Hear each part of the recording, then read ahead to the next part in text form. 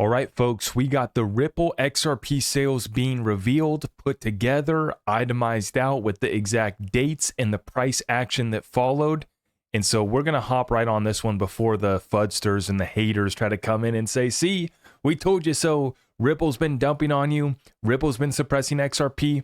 We're going to talk about it. We're going to get into it. And what folks want to continue to dismiss, which is the fact that XRP sales from Ripple amount to literally less than 1 day's trading volume over the course of this whole entire year, meaning that Ripple has sold less XRP all year than was traded today, just in the past 24 hours.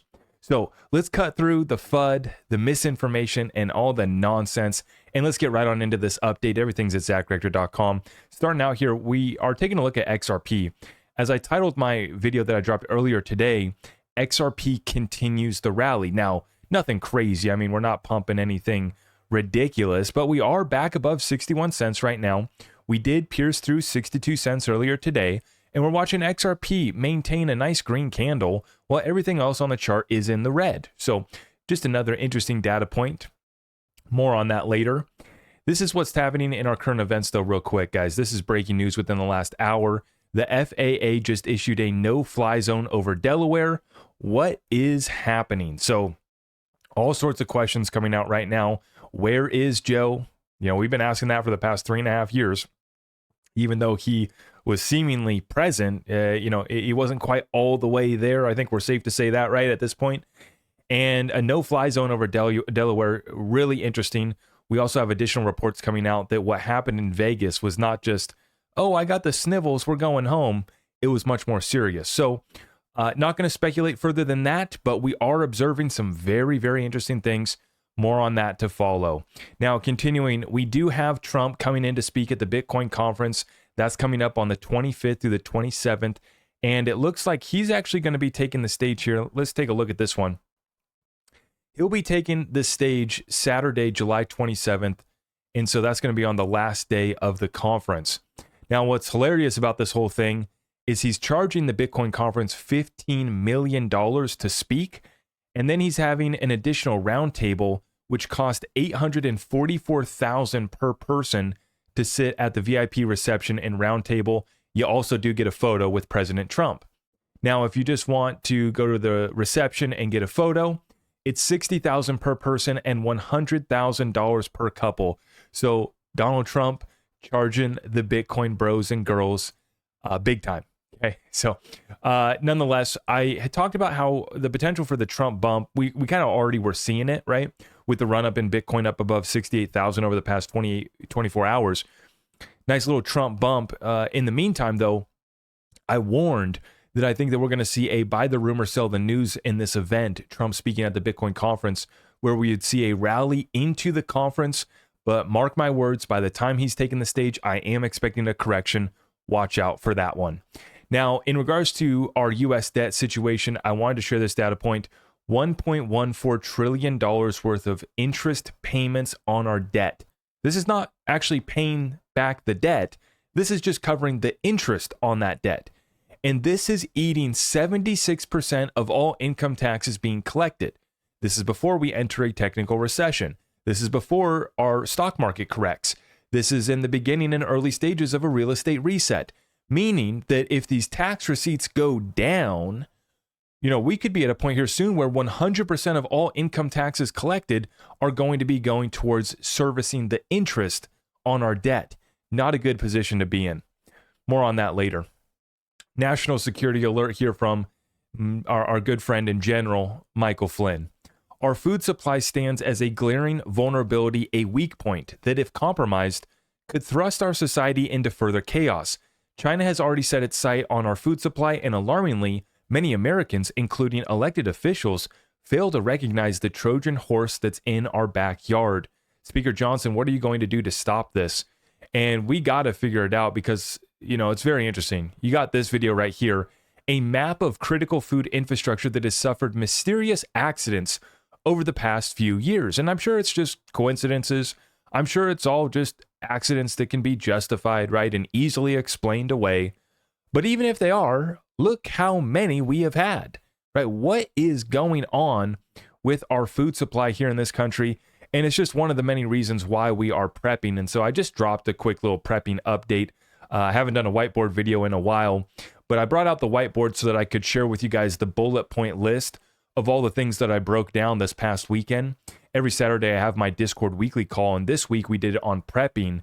And so I shared with our audience here the bullet point list of everything that I covered in that session. If you want to get access, I'm going to put the link up down below, but you just go to zachrector.com, sign up through Patreon to get access to our group, and we would love to have you. And it's a way to support the show too. And obviously, you know, hey, this is also something that we should probably be taking a look at from the data points that I'm just showing you. We don't know what the black swan's going to be. Is it going to be President Trump a quarter inch away from losing his life? Is it going to be the largest IT outage that we just had in history on Friday? Is it going to be what happened to Yemen, where they just had Israel bomb their largest port, which imports 75% of that country's imports and vital resources? That's a black swan. Or let's simplify it. Is it just going to be a job loss? Is it going to be an injury that takes you out of work? You don't know what your black swan's going to be, but you can be prepared. And that's why it's time to get tapped in and take massive action in that arena. Because I'm about to, start talking here about XRP. We're going to talk about that. Just like every single episode, we're talking about how to make the money, how to keep the money and protect it, and then how to multiply it. We talk about that every single day. All that financial prepping, though, ain't going to mean a thing if you can't ride out the storm. So there it is at zachrector.com. Let's get into it, folks. This one here from finbold.com. Here's how much XRP Ripple has sold in 2024 by July. Let's take a look at it from Vinicius Barbosa. Okay. So let's scroll on down here. So far, the company has sold 1.826 billion XRP from its treasury account labeled as Ripple 1 on XRP Scan. And that's the beautiful thing, is that Ripple is being transparent. Everything can be tracked on the ledger. And at current prices, this amounts to 1.07 billion. Although the nominal value of each sale has varied year to date because we got fluctuating XRP price. Now, you already know that folks are going to be eating this one up, especially the haters, the naysayers, and the fudsters are going to be taking this, trying to put the negative spin on it, just like this author did of this article. But what you'll notice here as I show you these data points, on some of these days when Ripple was selling hundreds of millions of XRP, price actually went up, which flies in the face of this narrative that Ripple's dumping on us and suppressing the XRP price. In January, Ripple sold 226 million XRP in 3 days, all resulting in negative price action. February had a total of 260 million XRP in another 3 days. 2 out of those 3 days, though, had positive performance for XRP price. March closed the quarter with 240 million XRP sold from the treasury account in 2 red days. Okay. Furthermore, Ripple sold 200 million XRP on 2 days each of April and May, registering 3 days of gains, right? So out of 4 days total, 3 of those actually XRP went up despite 200 million XRP being sold in both months. However, June marked the company's largest monthly dump in history, offloading 400 million XRP in 2 losing days. Most recently, Ripple sold 300 million XRP in 2 batches of 150 million each as the price surged. So we have this analysis right here. We are down 4.23% year to date, and we've kind of just been hanging out and trading in this range since the highs of last year when we got the ruling from Judge Torres, XRP is not a security. We shot up to $1. And ever since then, we've been trending sideways in this range between basically about 50 and 75 cents on the high side. Now, I'm not even going to, on August 1st, Ripple is set to unlock another billion tokens. We know about that. And they say that basically Ripple's unlocks and sales in 2024 have inflated the supply by 3.26% so far. Now, the problem with these data points, and there's a couple things that he's missing in the stats that he's sharing right here, is, okay, he's saying that Ripple has inflated the supply by 3.26%. The problem is that he's not tracking the XRP that Ripple's been buying back. So he's only pointing out that Ripple's dumped this 1 billion XRP without actually sharing the other side of the story, which is that Ripple's been buying back a lot of XRP as well. Now, and the other point too is that all of the XRP that's released and not sold, it's being returned back to the escrow, which time locks it for basically another 40 months at the current run rate 40 months before that XRP gets unleashed once again, as the escrow sits at about 40 billion, and it might be updated from that number, but it's at about 40 billion, and a billion is released each month. So if you return XRP this month, you don't get access to that XRP for another 40 months. And once again, Ripple has been only selling off about 200 to 300 million per month. Now, the other thing that he's missing in this, and he puts a negative spin on this, is that this is what's keeping XRP price suppressed. The problem with this, though, and I think that the data points of some of these days where XRP price actually went up proves that Ripple's not dumping on the open market. And that's one of the flawed parts of this gentleman's argument in this article that he authored, is that Ripple's not selling to exchanges. Ripple's not selling to retail. They're only selling in accordance with their on-demand liquidity partners. So yes, some XRP is being added to the supply, but it's being added to a network for on-demand liquidity. And these are transactions that are not being recorded on the DEX. These are not transactions that are even being recorded on centralized exchanges, right? You can see and track that it's leaving the wallet, but we can't really track where it's going from there. And we know through Ripple's own reports that they haven't sold to exchanges since Q3 of 2019. So yes, they have exchange partners like Uphold that's now been added to on-demand liquidity, but we're not seeing where Ripple's doing the programmatic sales where they're just flooding XRP supply onto the secondary market. That's not happening. They're not even selling it to exchanges.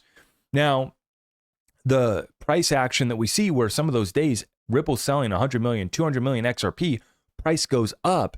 That, I think, once again proves my point that I'm making here, where, you can say, okay, Ripple's selling, but they're doing so in essentially over-the-counter transactions that are not being recorded on the public order books.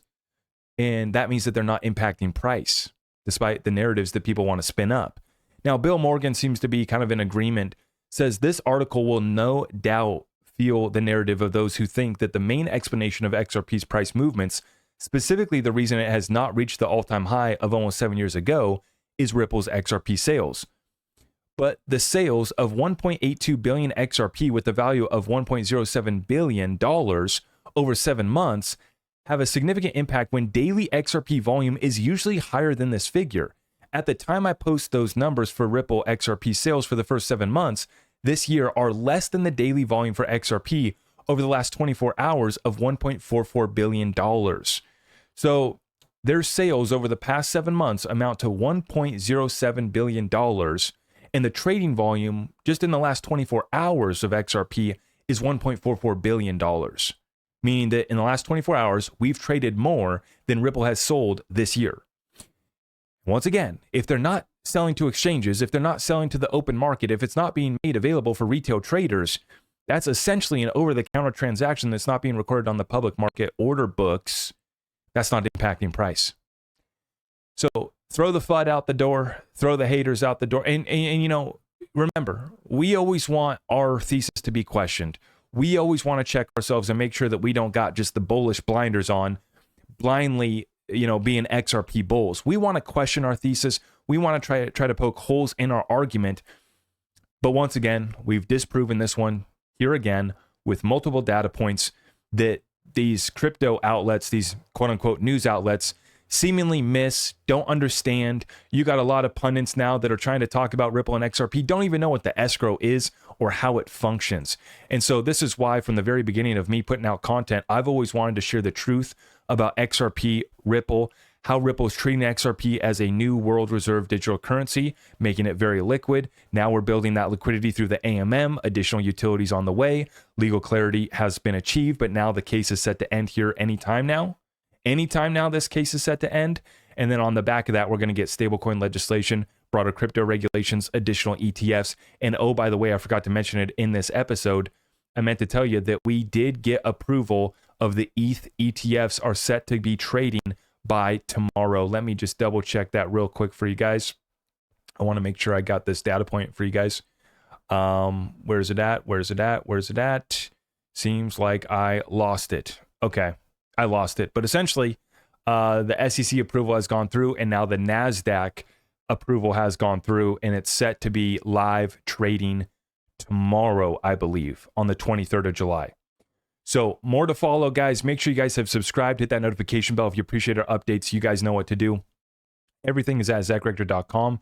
And whether you're going there to buy, we got crypto wallets, special deal coming up on crypto wallets too that I'm going to let you guys know about in the coming days. I also have exchanges linked up there if you're looking to buy XRP. And of course, if you're looking to get precious metals, we have you covered, along with our private community access through Patreon. Come on in, come join us. We would love to have you. I appreciate all of your support. I'll see you guys in the next one. God bless you all.